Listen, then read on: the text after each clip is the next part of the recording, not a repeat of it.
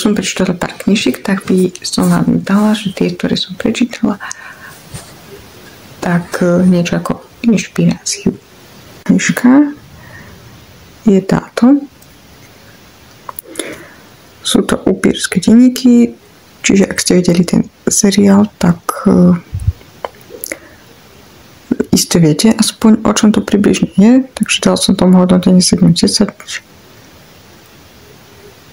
Toto je prvý komiks Stranger Things, ktorý som prečítala. Potom tento. Potom odporúčam túto knihu. Je to z najlepšieho seriálu, ktorý som videla, Firefly Lane. Tak táto kniha o tých dievčatách 10/10. Ten seriál a táto kniha kľudne aj 1000 z 10. Úplne rozplakalo ma to, bolo to krásne, úžasné, to ich priateľstvo a všetko. Každý, kto nevidel, si pozrite, odporúčam. Potom je tu táto kniha zo seriálu Good Omens, ale seriál bol trochu lepší, táto kniha ma troška sklamala. Potom je tu kniha Queen's Gambit zo seriálu a ten seriál sa mi páčil. Takisto aj tá kniha, bolo to super.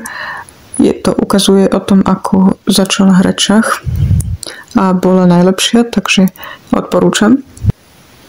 Teraz je tu táto kniha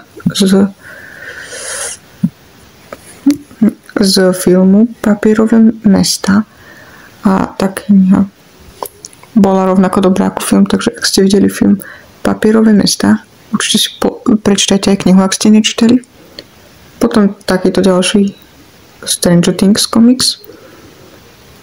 Potom bola kniha od filmu Na vine sú hviezdy.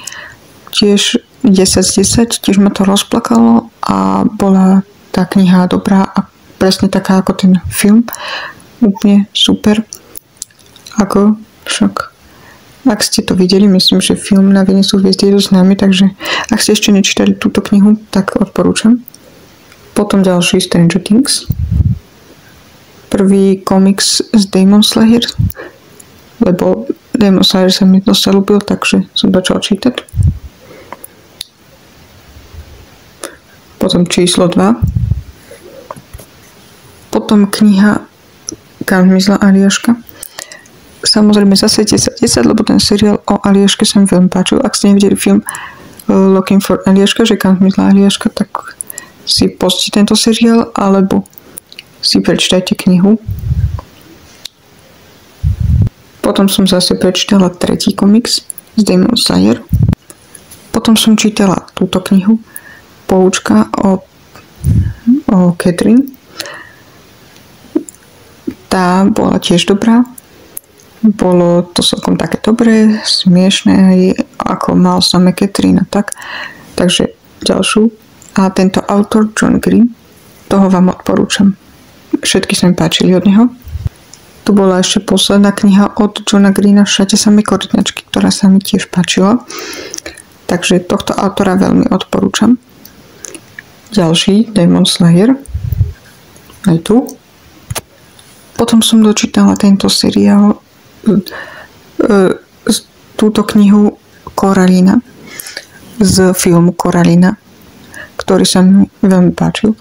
Ak ste videli film Koralina, tak určite, ak ste nečítali ešte knihu, tak si prečítajte. To veľmi také, viete, trochu možno strašidelné a tak, ale super. A to sú zatiaľ všetky knihy, čo som prečítala. Ale určite budem čítať aj ďalšie. Teraz vám chcem ukázať, že mám rozčítanú túto. Volá sa Zamilovaná. Ale tu mám ešte rozčítanú. Takže tu mám ešte prečítané len 2 kapitoly. To vám nemôžem dať názor, ale zatiaľ to vyzerá dobre. Je to zatiaľ dobre. Takže neviem. Napíšte kľudne aj tipy, aké knihy sa vám páčia, aké ste prečítali, názor. A dúfam, že sa vám páčilo to video, kde som vám ukázala, aké knihy som zatiaľ prečítala.